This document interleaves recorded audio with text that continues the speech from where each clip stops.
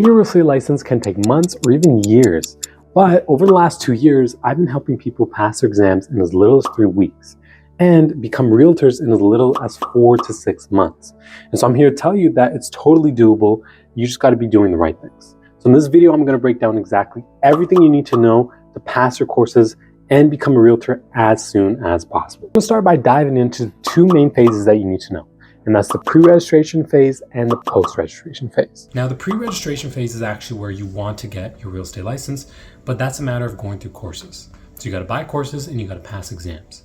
Once you do all of those prerequisites, then you're going to technically have your license, but you now have to get registered with a brokerage. So essentially, the pre-registration phase is getting your license, and the post-registration phase is actually becoming a realtor. And so obviously the pre-registration phase takes way longer. And like I said, it can take a year or 2 years plus. And some people never even pass that phase. But once you get your license, meaning once you finish all those courses, then you can go on to look for brokerages. Now, when you go on to look for brokerages, that's a whole process on its own, but typically it doesn't take longer than a few weeks. So that's kind of the easy part. Now, with the pre-registration phase, this involves essentially doing, like I said, all the courses and exams that you need to do to get licensed. Now, in the course, there are 7 courses and there are 6 exams that you need to do. Each course varies in difficulty and in length. So some of the harder courses like C2, 3, and 4, they're just harder because sometimes they're longer or they have more difficult content. Some of the easier ones like the simulations or course 1, those are just shorter or just easier by nature because you've already learned most of the stuff before. So the time of how long it takes you to complete each course can vary per each course, and it can also vary person to person. Some people might take better to certain courses than others, just simply based on the topic of the actual course itself. Now with the courses, naturally, the harder the course is, the longer it's actually going to take you. But we also need to factor in the fact of retakes. A lot of times people fail their exams, and a lot of times they got to redo them. And each retake can set you back 1 or 2 weeks. And so the more that you end up failing, especially on the harder courses where it's more likely, the more chances that it's going to take you way longer to complete your courses. And not to mention the loss of motivation. I can't count how many times I've met people who have failed a course and then took a month or 2 months or 3 months off just simply because of a loss of motivation to even get the license itself. So obviously we want to minimize our amount of retakes so that that doesn't happen to us. Now, like I mentioned before, the second phase involving the post-registration phase, this is basically just about choosing a brokerage. And so it's not too difficult. It can take a few weeks, but essentially it's not about choosing the brokerage and then becoming the realtor. You know, once you choose a brokerage, it's actually pretty fast. It'll only take 1 or 2 weeks for you to get your memberships and for everything to go through. It's actually the homework that you need to do before, which usually ends up setting people back a really long time. I mean, you might get licensed today, but if you didn't look at any brokerages at all during your licensing process, chances are you're going to take another month or 2 to even just do your research, interview brokerages, choose one, get referrals, ask people questions, and then choose a brokerage and then become a realtor. You see, so there's a lot of this homework that we should be doing before we even complete our license. That way, as soon as we complete the license and the courses, we can now choose a brokerage and then immediately get our, become a realtor essentially. Okay, now we're going to look at the timeline. So what does the timeline look like for an average person to completing the courses and essentially getting licensed? So for most people, and this is just based on my experience of tutoring 500-600 people and also being licensed and being in the industry for about 2-3 years. So based on all of that, I can tell you the average timeline for most people ranges from about 10 to 15 months to actually get licensed and become a realtor. So factor in about a month of that just becoming a realtor itself, meaning getting registered and doing all that kind of paperwork stuff. Now, with this kind of timeline, if we take, for example, 12 months as a sort of average, that means you're completing about 1 course every single month, right? Because we have 6 exams. Now, keep in mind, like I said, each course varies in length and difficulty. So course 1 might only take you a month, but course 2 might take you 3 months. And hence it averages out to about, 2 months per course. Okay, now there's 3 reasons why people typically take a year or longer to complete their courses. Now, the first is they're simply taking breaks or procrastinating. Meaning, even for me, I completed my courses in about 8 months. So a little bit on the faster side. But the only reason I didn't complete it even faster than that was because I took some breaks between the courses, right? I completed course 1, maybe took a week off, completed course 2, took another week off, completed C3.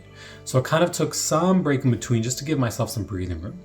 People that don't do that obviously maximize their efficiency and they're able to complete the courses a lot faster.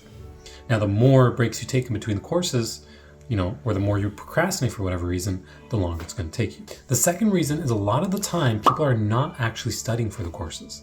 They might say, hey, it took me 4 months or 2 months for course 2, but were they studying every day? No. Were they studying all the weekends? No. Did they take holiday breaks and all that? Yes and yes. And I'm not saying that's a bad thing. I'm just saying you got to be realistic about your timeline, right? Are you going to be doing it every day? Most people don't. And if you're not, then you got to be realistic that will push your timeline back a little bit more.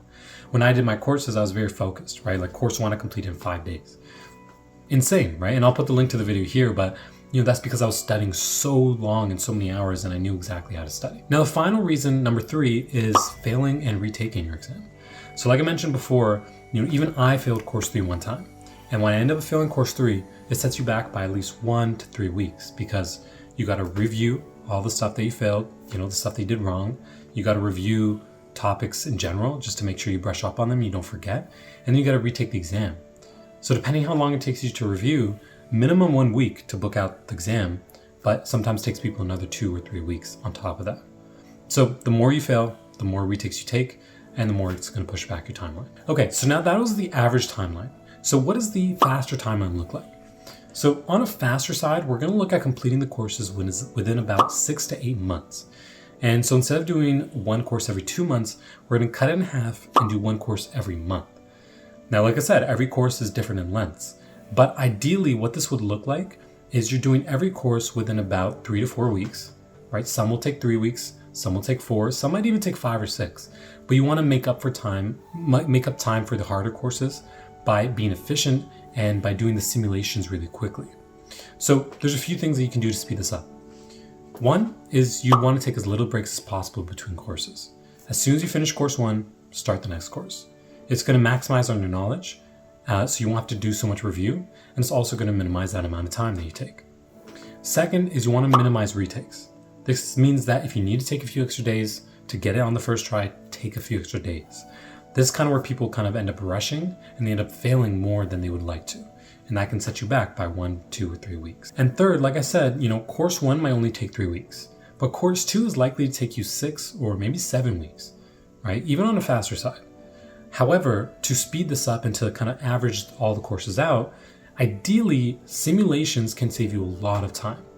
Right? For the simulation sessions, you can either do them on the weekends, or you can do them consecutively on the weekdays. If you do them on the weekends, the simulations will take you about 3 weeks.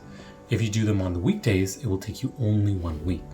And so ideally, if you can look at, okay, we have 6 exams to do, if both the simulations you do in 1 week only, that means you can now take an additional 6 weeks towards any of the other courses, right? On top of the month you're already budgeting for those, right? And so that's how people are able to take breaks in between.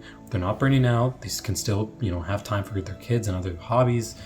That's kind of the time management that you want to look. Okay, now on top of that, just some tips for the pre-registration phase. So obviously you want to make sure that you take all the things I said before in terms of the scheduling, but in terms of the actual studying the course content, there's a lot of things that makes course 2 take 3 months versus taking only 1 month, right? When I do my group sessions, if you've been following me for a while, you know that I've been tutoring people for a while. So when I do my group sessions, we only take about 3 weeks. Most people pass their courses in about 3 to 4 weeks. And this is for course 1, 2, 3, and 4, right? And so there's a lot of ways that you can kind of speed up that sort of process. Now, the first thing, which I highly recommend, is make sure you're testing out a lot of different strategies early on once you first start doing the courses. Meaning course 1, you want to make sure you're testing out different kind of study strategies and different kind of tools. So, if you're let's say you just start with using Passing, or you start using some sort of summary notes. If those are working for you, that's great, but make sure you test out different ones now, because a lot of times people will only use one method, and when they get to the harder courses like C2 or C3, they find the method doesn't work, or they find it's a lot harder, or it takes them a lot longer, right? And because you didn't test out before, you end up testing it out now in C2 and C3, and it ends up kind of throwing you off of your momentum, and then it takes you more time in the middle, right? In the middle of as you're completing courses. So get through all that testing phase early, right? What works for me? What doesn't work for me? What time in the day do I study best? Do I like to memorize? Do I like to do active recall? Do I like to read the notes plainly? Do I like to hear it audio-wise? Do I like to use flashcards? All these things seem gimmicky sometimes, but it can really help you instead of the typical just, reading some sort of notes. Okay, so test all of these things out very early on. And the next thing I would say is also you want to seek some sort of guidance, right? So don't be afraid to ask people for advice, right? There are Facebook groups for a reason. So you can look at other people's advice, what they've given. You can obviously watch videos like this and other ones on YouTube, and you can really try to connect with people that have done the course before. You'll find a lot of times people are very helpful and they'll give you a lot of tips, and they might have some resources that they can share with you as well. And don't be afraid to use some sort of tools as well. There's different tools out there. I have a lot of free stuff on my website, which you can download already, free notes and free checklists. And you can also pay for some tools like Passit or some other things you might find. And of course, I do monthly group sessions. So if you don't know what that is, it's helped a lot of people in the past. It's sort of like a 3-week kind of guided study group where we do multiple classes together. You're with a group and you get to learn the content with people beside you, right? And this is so much better than having to do it by yourself. And so, like I said, we complete things like course 2 and course 4 within just about 3 to 4 weeks, right? So imagine, instead of having to study and maybe fail an exam once or twice, and that taking you like 3 or 4 months, imagine being able to do that in just about 1 month, right? It's pretty insane, and it's not even that difficult because I kind of cut it down to what exactly you need for the exam, and we focus on actually being efficient, right? What strategies work best for most people, right? Things like active recall and all of that, using summary notes, right? So we can shorten the amount of time that we do to study, practice questions, right? And then actually having a group, and that group will keep you motivated and on schedule. This is the biggest thing for most people. They will study and then they fall off a track. So something like a study group like the ones I host, or even if you can make your own with some sort of friends or people that you find on the Facebook groups, that can be extremely, extremely helpful, especially in a situation like this with Humber, where it's all self-directed. I guarantee you a lot of people are just like you. So if you're finding an issue with the self-study portion or the scheduling portion, there's probably 100 other people that are finding the same problem. So find those people, find your tribe, and try to connect with them and try to study together. Okay, and the final thing I want to end off on is some tips for the post-registration phase. So like I mentioned before, the post-registration phase typically doesn't take more than a month. Right? Once you choose a brokerage, it'll only take a few weeks, and you should be able to become a realtor and start selling houses. The thing that takes the most amount of time is essentially leading up to choosing the brokerage. So oftentimes this involves interviews, this involves researching brokerages, talking to different people to get different advices and opinions, and obviously the decision time, right? You got to think it over and really think about it. So all of that are stuff that you want to start doing at course 4. If you can start doing all this research around course 4, 1, people are going to now take you serious. A lot of times people try doing interviews at course 3 or course 2. First of all, it's way too early for you to focus on that. You have no idea when you're going to finish. And second of all, brokers won't take you serious because there's a lot of people that still don't make it through the courses and they don't know when you're going to finish as well. So at course 4, it's a perfect situation because you're going to have at least 1 to 3 months because you're going to do course 4 and simulation 2. So you have 1 to 3 months until you get your license, and that should be enough time for you to research brokerages. And when you go now to interview brokerages, they're going to take you serious because you're right at the end of your courses. And a lot of times you might even find they even offer you help. They might offer you some sort of financing. So that's also possible as well. You can strike some sort of deal with brokerages to kind of support you or kind of rebate you on some of the money that you put into the courses, sort of like as a sort of negotiation to join their brokerage. Okay, so start doing that research around course 4. That will be extremely, extremely helpful. It'll save you a lot of time. And then by the time you get to Sims 2, you should already have chosen a brokerage. And then once you finish Sims 2, you choose the brokerage, you get registered with them, and then within a month, you should be licensed and be a realtor. Okay, that is it for today. So thank you so much for watching. I hope this video helped. And if it did, drop a like, drop a subscribe. And of course, check out some of the other videos. I have a lot of videos on all the topics in course 1, all the way to 4 and the simulations. So if you're kind of new to this, or if you're still trying to figure things out, some of the videos on my channel might help with that. Okay, so I'll see you in the next one.